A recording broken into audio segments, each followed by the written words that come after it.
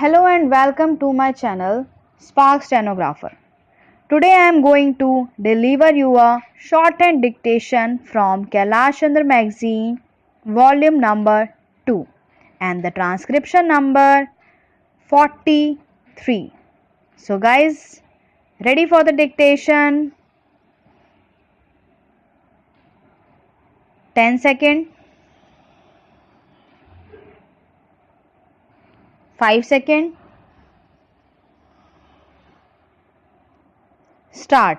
Mr. Vice Chairman, sir, at the outset I must express my thanks to the honorable members on both sides of the House who have participated in the discussion on the 10th five-year plan document.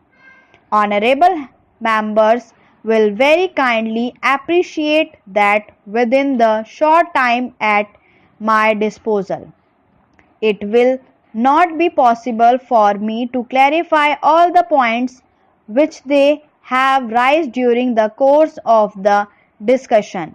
I am going to confine my remarks to certain important aspects of the discussion. Through I have taken note of almost all the points which honorable members made during the course of the discussion.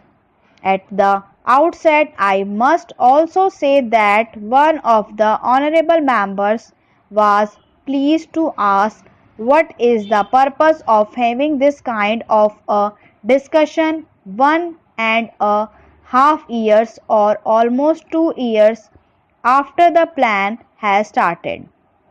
I do not know whether honorable members do recollect that my predecessor Mr. Tiwari had circulated a note to all the members of this House, particularly about the 10th plan framework, and he expected that the honorable members will be able to send their remarks to the Minister and also the Planning Commission so that before the draft document of the 10th plan is prepared and finalized, their views could be taken into account. How many members sent this kind of information is a matter which I will have to inquire into, but that exercise was gone into and now the plan was finalized in February 2001, and thereafter we have taken the earliest possible opportunity to see that the plan is discussed in both the houses. Sir, I am aware of the fact that the international situation and also the internal situation in which this 10th five-year plan has been finalized will definitely have some kind of an impact on the plan document as it was prepared and how we will be succeeding in trying to avoid the adverse effects it might have on the achievement of the physical targets that we have set for ourselves at the end of the 10th five-year plan. Sir, there are 3 points which were mentioned by all the honorable members. The first was that the plan was prepared with 1999 to 2000 as the base year, and thereafter there has been a price rise of a considerable order. Sir, the first thing that which I would like to clarify is about the inflationary trend which has set in.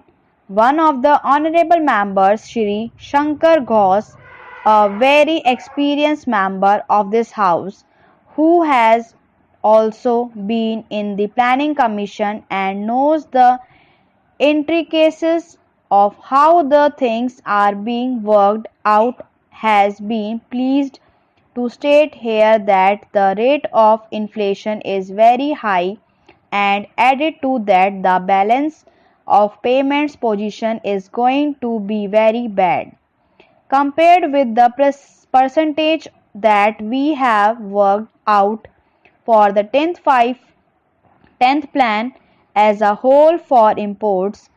For the first year, the import bill has risen very high. Then how is this assumption going to be correct? That is the point, and a very valid point which is raised during the course of the discussion. Sir, he also mentioned about the Honorable Finance Minister making his speech at Kanpur, wherein he seems to have made a reference that a little inflationary trend is a kind of stimulant to the economy. Sir, the inflationary trends we cannot view in isolation. Honorable Sri Shankar Ghosh will definitely agree with us that there are two factors which will have to be taken into account.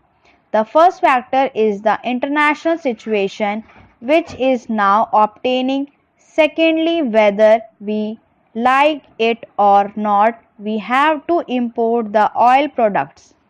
If they are to be imported, can we take a serious view of the situation?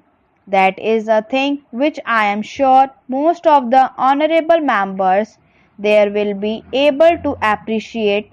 The second aspect is why it is that we have such a high import bill in 2000 to 2001 when the plan itself commenced and when we were talking in terms of 9%. Immediately in the very first year is jumped. I am sure that most of the honorable members are aware of the fact that it is on account of the kind of legacy that the government got. I would not like to dilate on that issue. But the fact of the matter is that the agricultural production had gone down. Even in the industrial sector, there was a decline of 1.4%. The coal production had considerably gone down in terms of production, and the electricity generation was at the lowest. If we had to make a beginning, which in fact is within the control of the Government of India, with these infrastructural facilities which will have to be provided both in the agricultural sector and the industrial sector, concerted efforts will have to be made. Stop.